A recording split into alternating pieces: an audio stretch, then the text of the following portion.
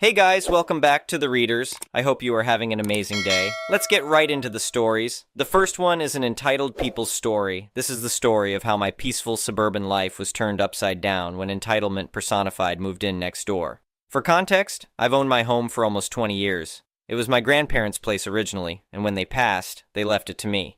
I'd spent summers here as a kid and always loved the property, especially the massive oak tree in the backyard that's probably over 100 years old. The house isn't fancy, but it sits on nearly an acre of land with a shared driveway entrance that splits into two separate drives about 10 feet from the street. I work as a county surveyor, which turned out to be incredibly useful for what was about to unfold. I know property lines, easements, and local ordinances like the back of my hand. I also have connections with most of the municipal offices in our area, which came in handy later. Everything was perfect until about 8 months ago when the house next door sold.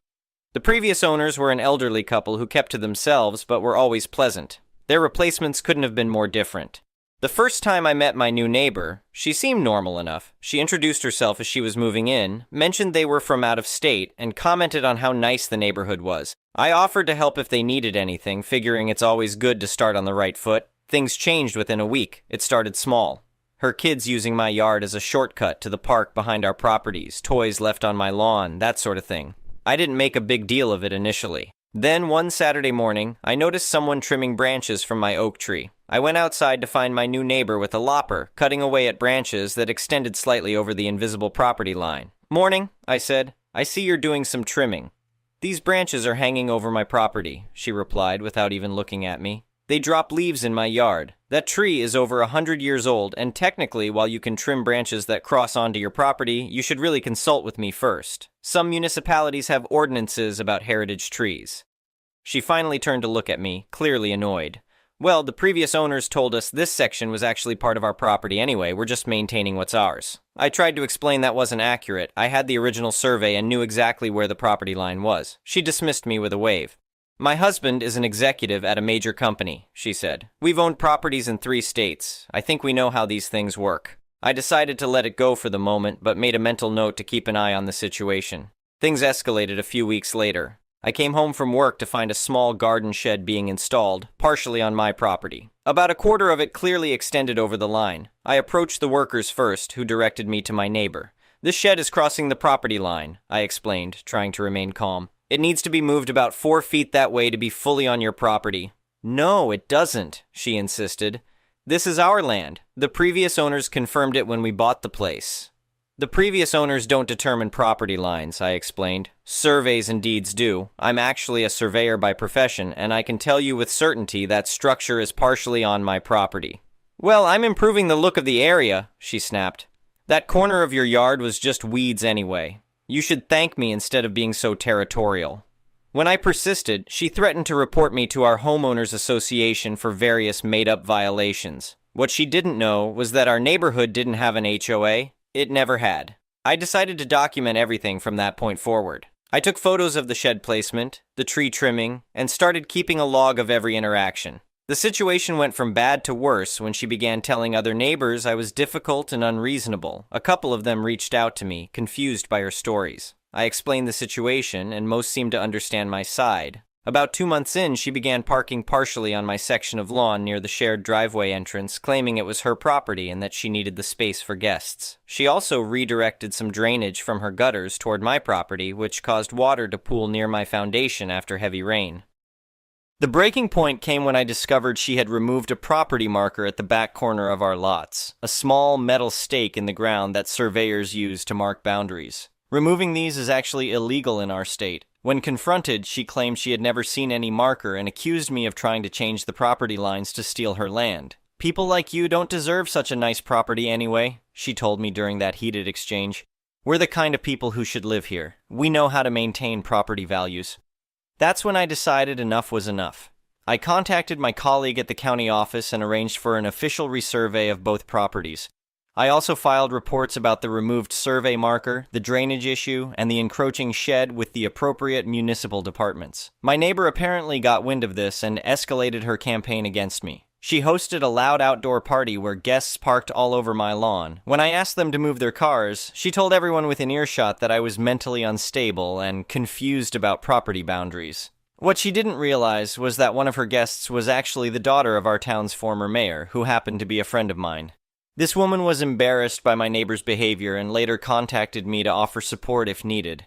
I continued gathering evidence methodically. I installed security cameras that covered the property line areas and documented every trespass. I spoke with the previous owners of her house, who confirmed they had never told her anything about the property lines being different than recorded. 3 months into this ordeal, I received a formal notice from an attorney claiming to represent my neighbors. The letter asserted their right to the disputed areas based on verbal agreements with previous owners, and demanded I cease harassment immediately. I responded by hiring my own attorney who specialized in property disputes. We compiled all my evidence, including the new official survey, historical property records, photographic evidence of the removed marker, and statements from other neighbors and the previous owners. The response from my attorney was comprehensive and left no room for debate. It included copies of the original and new surveys, citations of relevant property laws, and evidence of each violation. It also mentioned the illegal removal of the survey marker, which carried potential criminal penalties. 2 days after they received our response, my neighbor's husband appeared at my door. His tone was completely different. "There seems to have been a misunderstanding," he said, no longer the confident executive. "We were misinformed about the property boundaries." I stayed firm. "This goes beyond misunderstanding. You've removed survey markers, installed structures on my property, redirected water causing potential foundation damage, and your wife has been spreading false information about me to neighbors." He suggested we work things out, neighbor to neighbor, without getting authorities involved. I explained it was too late for that approach. The authorities were already involved due to their actions. When it became clear I wouldn't back down, they made one final, desperate move. Their attorney sent a letter claiming adverse possession, essentially arguing that because the previous owners had allowed them to use portions of what was actually my land, they now had some claim to it. This was a massive mistake on their part. Adverse possession typically requires years of open use of the property. They had been there less than 6 months. More importantly, it required evidence that previous owners had actually permitted such use, which was demonstrably false. The municipal authorities eventually issued citations for the drainage modification, the unpermitted shed placement, and the removal of the survey marker. They were ordered to relocate the shed, restore proper drainage, and pay fines totaling over $2,000. The official resurvey was registered with the county, firmly establishing the correct property lines. They were given 30 days to comply with moving the shed and fixing the drainage. Throughout this process, other neighbors began sharing their own stories of interactions with them. Borrowed tools never returned, kids told to stay off their lawn while their kids played freely on everyone else's, complaints filed about minor issues like garbage cans left out too long.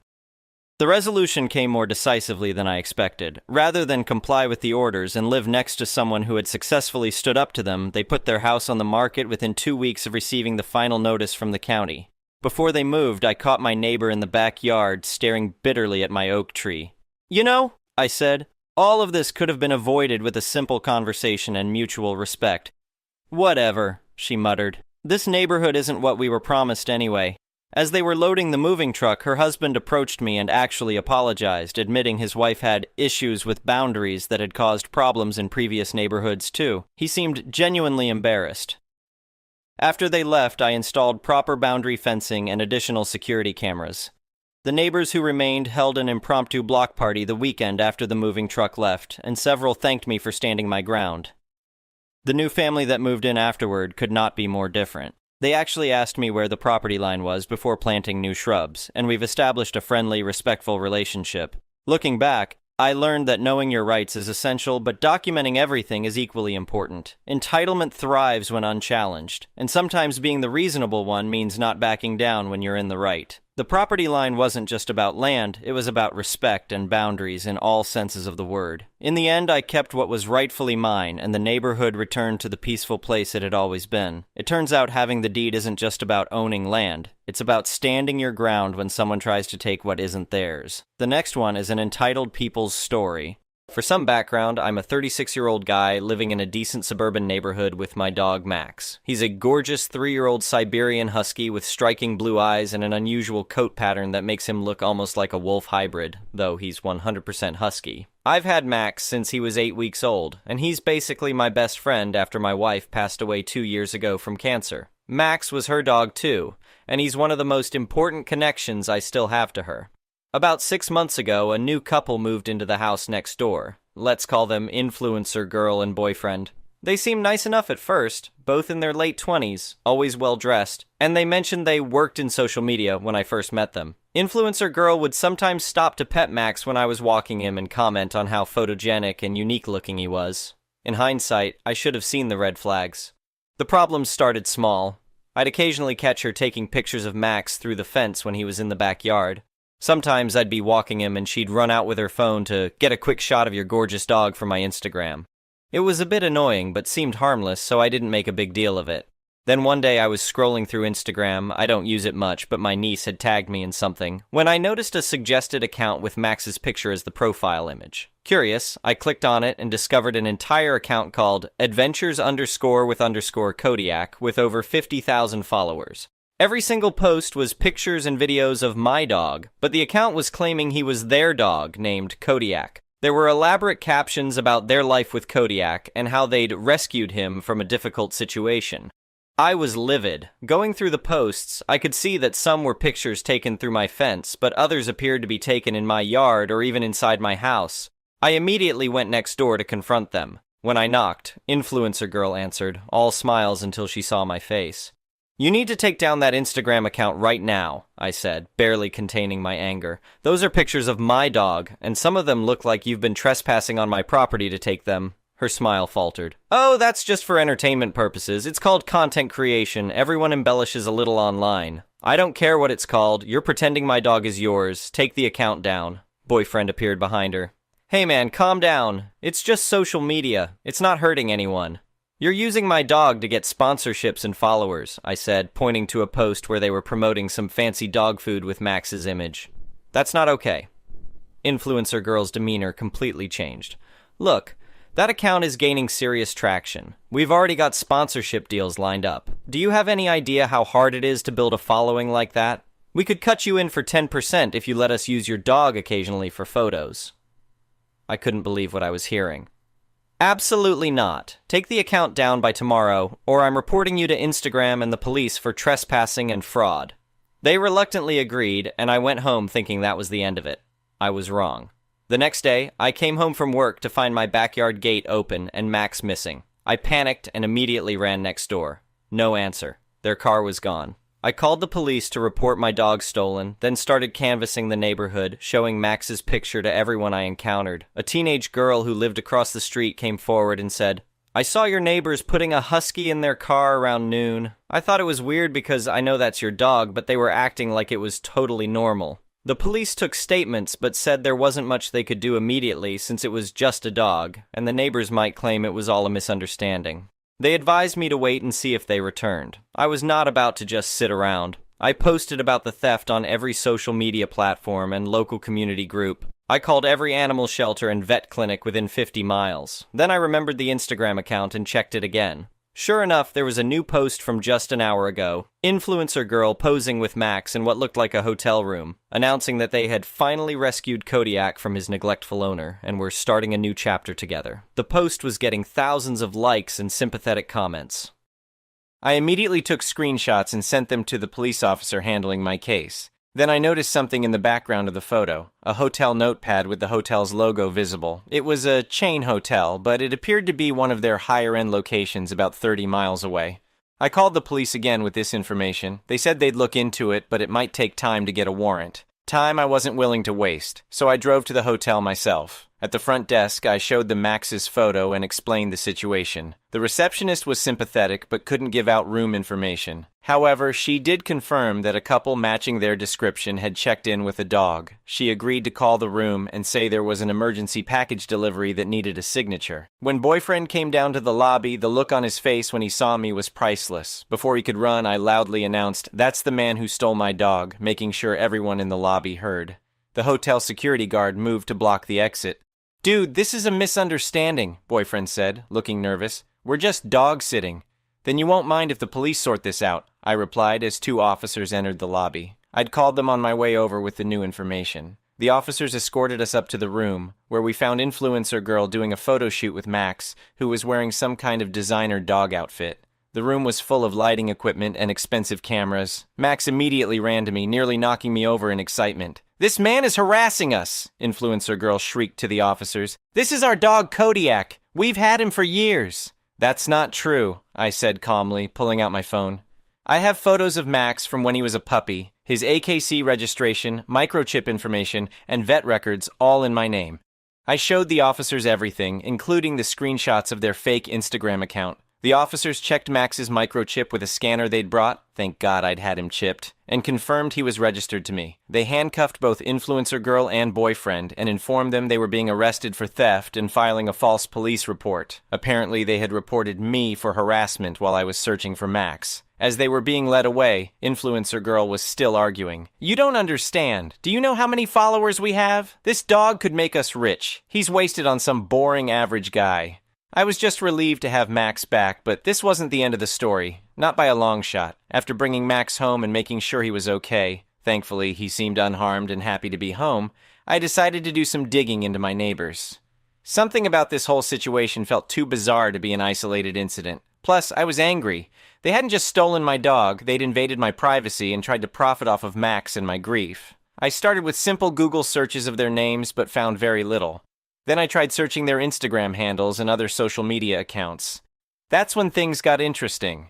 I found several defunct accounts under slightly different names, all following the same pattern. Cute animal content that suddenly stopped after a few months. On a hunch, I checked local news reports in the cities tagged in these old accounts. In 3 different cities over the past 5 years, there were reports of pets being stolen, specifically photogenic, unusual-looking pets. None of the reports named my neighbors, but the timing and locations matched up perfectly with their social media activity. I compiled everything I found and sent it to the detective now handling their case. 2 days later, he called me.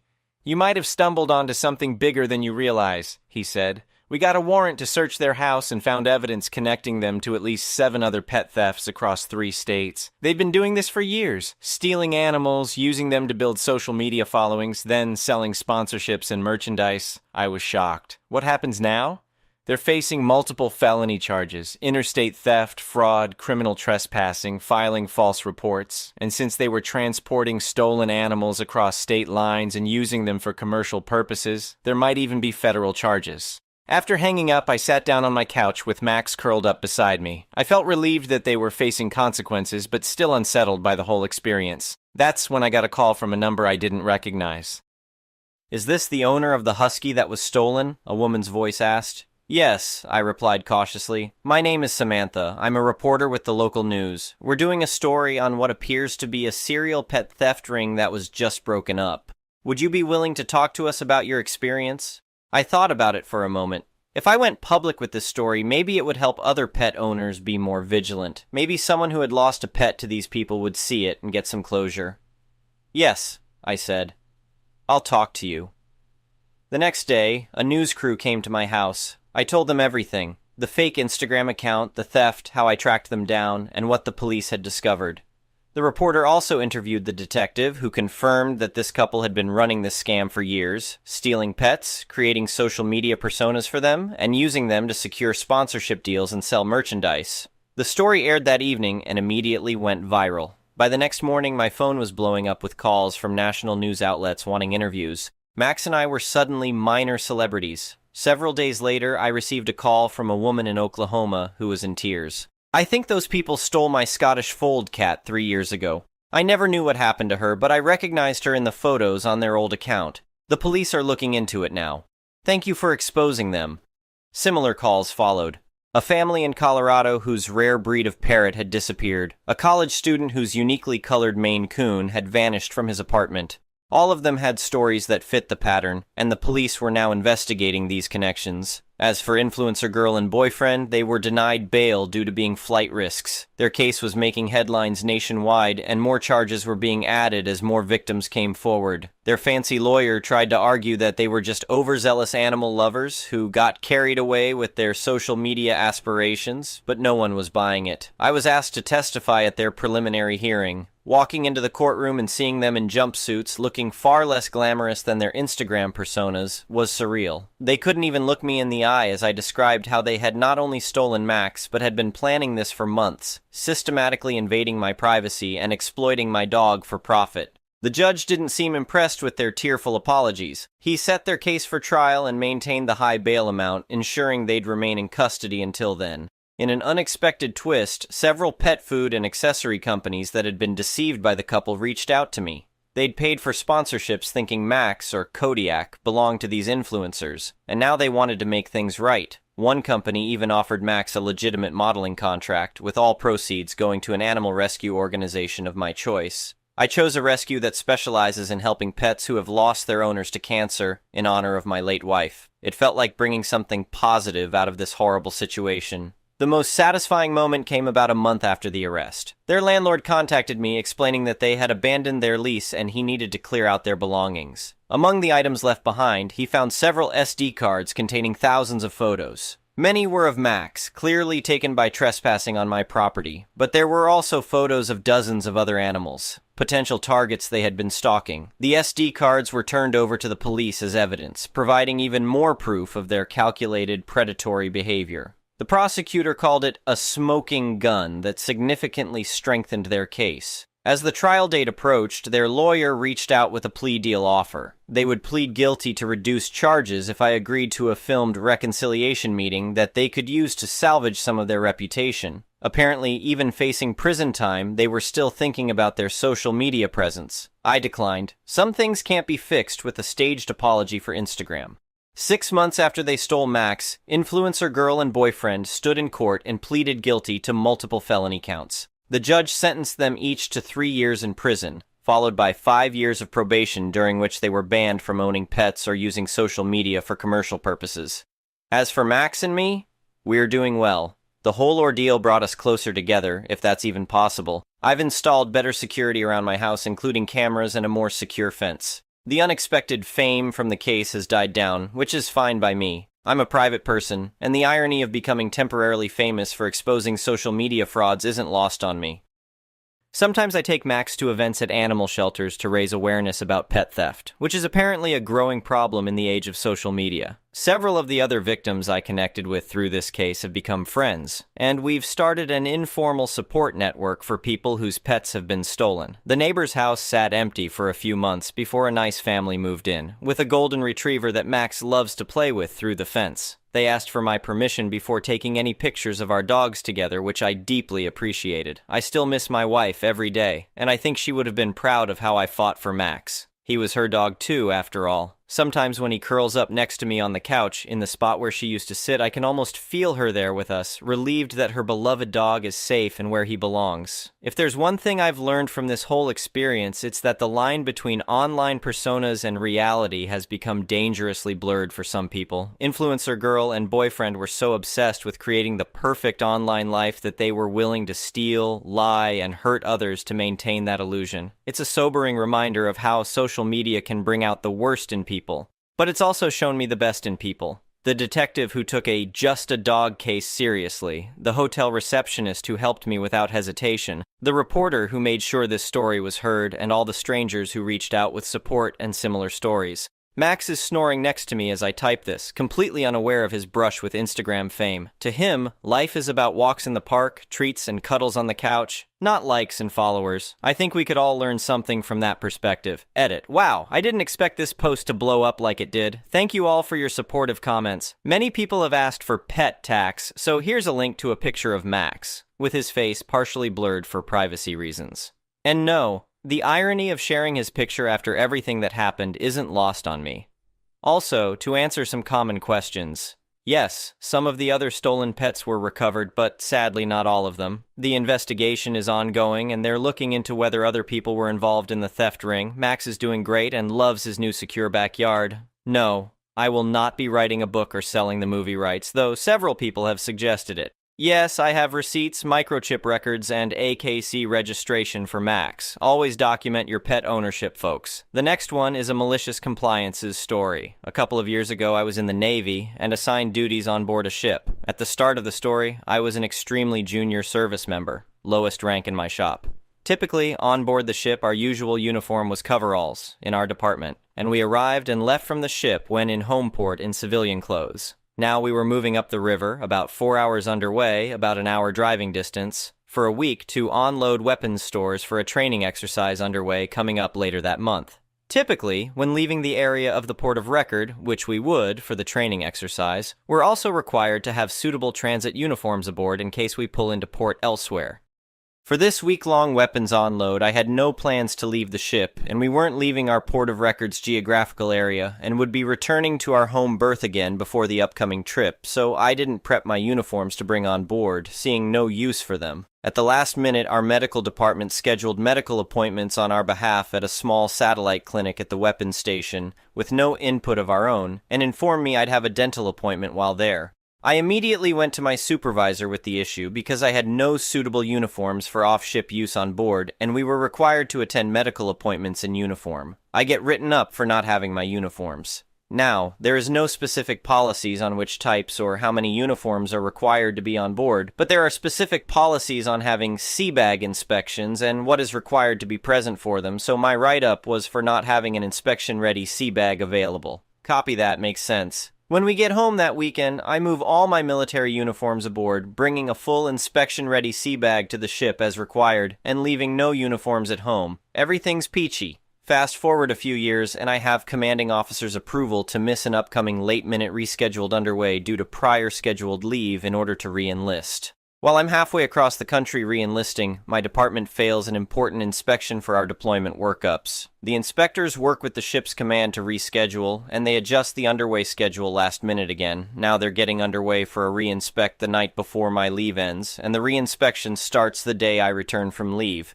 The inspectors will be ferried to the ship the morning of by water taxi. They ask me to curtail my leave a day early, buy new tickets, and show up to help with this re-inspect. I inform them that I would prefer not to dole out thousands of dollars of my own money for last-minute changes to travel arrangements because of their failure, but understand if ordered I can financially do so. Since my leave was approved by the CO to miss an underway, I'd like verbiage from the CO that my leave has been rescinded, recalling me. And if I receive such, it'll make me question my dedication to re-enlisting in a Navy that doesn't care about my financial well-being, meaning I'll leave the 6 months earlier than they expected when I get out of the Navy instead of re-enlist, and won't return with signed re-enlistment papers.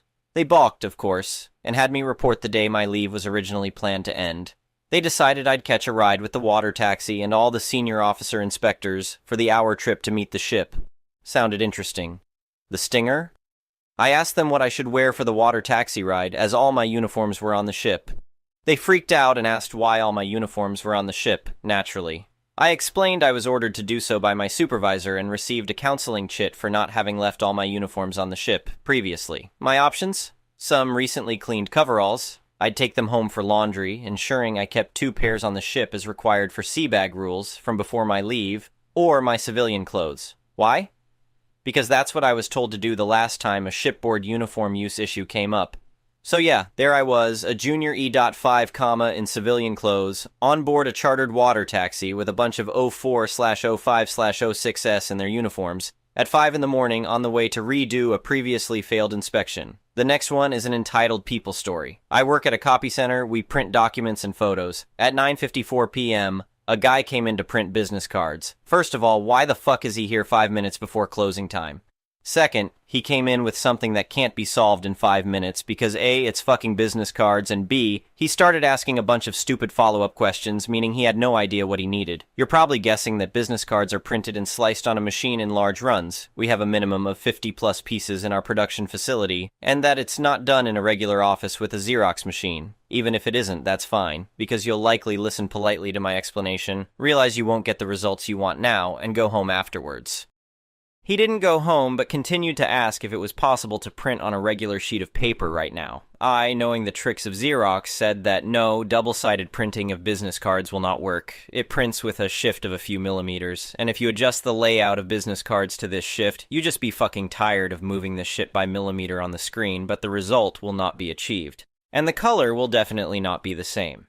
He continued to insist that he needed these stupid business cards and asked how long it would take me to adjust this layout, to which he received a direct answer. None. I will not be doing it, especially now. But even after that, he did not calm down and asked to make him at least one-sided. To make him finally go away, I even printed him a couple of sheets of his business cards on plain paper. I'll clarify, I don't mind getting into a person's situation if they urgently need to do something, to help them even if my working hours are over. But this one came with a blissful smile and a pile of questions, not giving a fuck about the fact that it's not my working hours.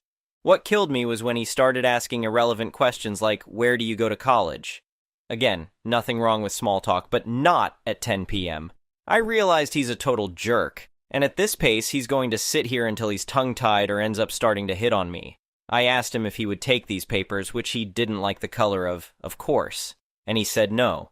So I pointed him to the door with a straight hand and said goodbye. Thank you for watching. I would really appreciate it if you could like the video and subscribe to our channel if you haven't already.